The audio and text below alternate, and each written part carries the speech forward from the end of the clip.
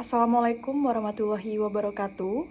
Yang terhormat, Ibu Halidatun Nuzula MPD selaku dosen pengampu mata kuliah telaah kurikulum dan buku teks. Perkenalkan, saya Nia April Fadilah dengan NIM 06021282328037. Di sini saya akan mempresentasikan atau menjelaskan hasil penelitian saya yang berjudul Analisis Buku Teks Bahasa Indonesia untuk SMP kelas 7 karangan Rahman Subarna, Sofi Dewanti, Erni Setiawati, Kurikulum Merdeka menggunakan 5 aspek pada teori Greene NPT. Sebelum memasuki pembahasan, di sini saya akan memaparkan terlebih dahulu mengenai identitas buku yang saya ambil dalam penelitian kali ini. Pada identitas buku kali ini, buku ini berjudul Buku Bahasa Indonesia untuk SMP kelas 7, pengarang Rahman Subarna, Sofi Dewayani, dan C. Erni Setiawati. Penerbit Pusat Kurikulum dan Perbukuan, Balitbang Kemdikbudristek. Tahun terbit 2021 dengan jumlah halaman 220. Dalam 10 kriteria yang terdapat pada Greene NPT, penulis hanya mengambil 5 dari 10 kriteria yang terdapat pada teori Greene NPT Bahasa Indonesia untuk SMP kelas 7 karangan Rahman Subarna dan kawan-kawan. Berikut 5 kriteria yang akan diambil oleh penulis. Yang pertama, buku teks haruslah menarik minat anak-anak, yaitu para siswa yang menggunakannya. Yang kedua, buku teks haruslah memotivasi siswa yang memakainya. Selanjutnya, memuat ilustrasi yang menarik bagi para siswa yang memanfaatkannya. Yang keempat, mempertimbangkan aspek-aspek linguistik sehingga sesuai dengan kemampuan para siswa yang memakainya. Dan yang terakhir, menghargai perbedaan pribadi siswa pemakainya. Nah, bagi siswa, buku teks akan berpengaruh terhadap kepribadiannya.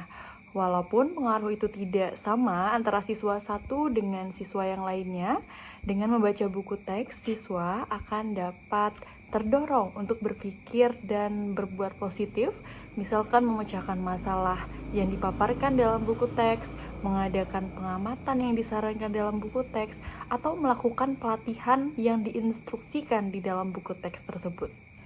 Buku teks haruslah menarik minat anak-anak, yaitu para siswa yang mempergunakannya. Berdasarkan hasil angket yang dilakukan terhadap 12 siswa kelas 7 SMP Negeri 1 Semendawai Timur, mayoritas siswa yaitu sebanyak 83,3% sangat setuju.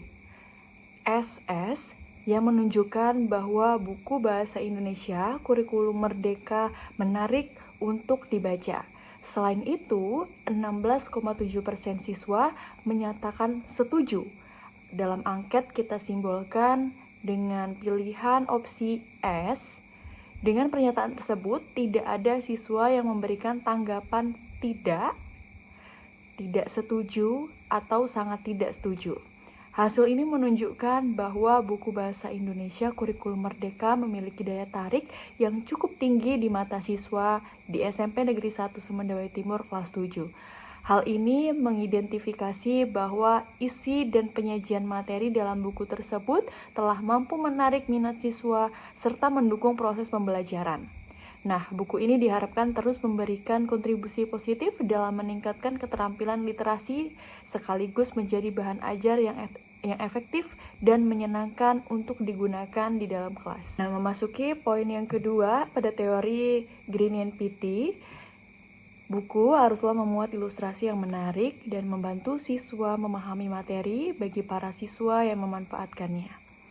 Berdasarkan hasil analisis melalui angket yang telah diisi oleh 12 siswa kelas 7 SMP Negeri 1 Semendawai Timur, dapat dikatakan bahwa ilustrasi pada bahasa Indonesia untuk SMP kelas 7 karangan Rahman Subarna ini sudah cukup menarik para siswa dan membantu mereka memahami materi melalui ilustrasi tersebut.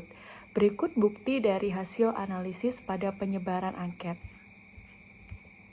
Berdasarkan hasil angket terhadap 12 siswa kelas 7 SMP Negeri 1 Semendawai Timur, sebanyak 75% siswa sangat setuju atau disimbolkan dengan SS bahwa ilustrasi dalam buku Bahasa Indonesia Kurikulum Merdeka sudah menarik dan membantu mereka lebih mudah memahami materi.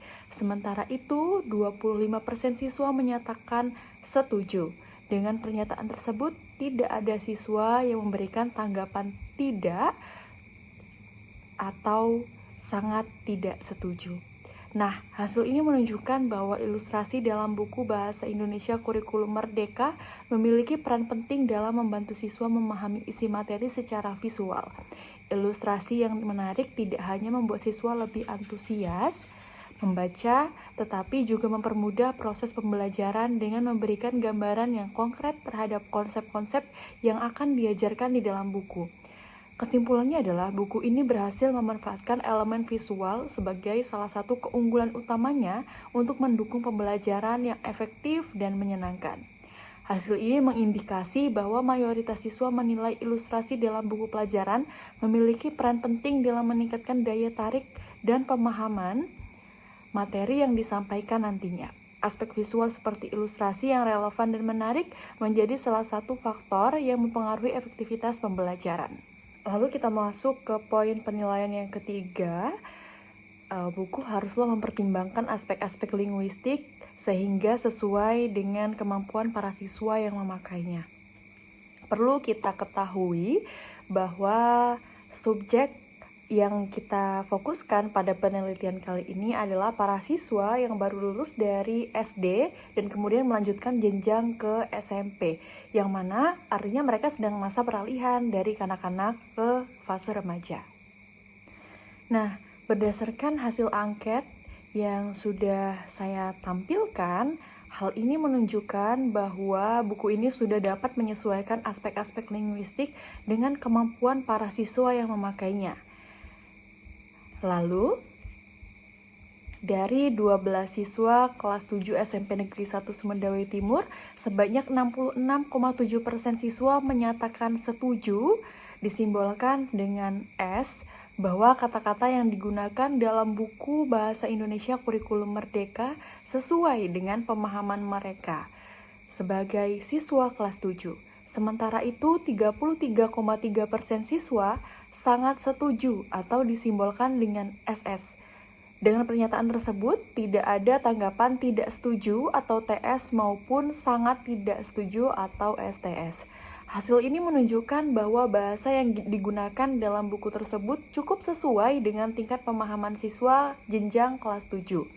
Kata-kata yang dipilih cenderung mudah dipahami dan relevan dengan kebutuhan siswa di jenjang tersebut.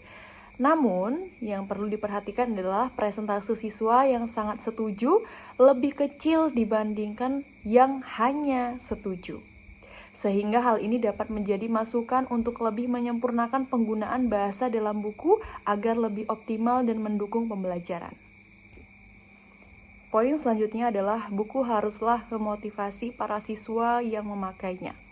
Buku ini diharapkan mampu menjadi alat pembelajaran yang lebih inspiratif.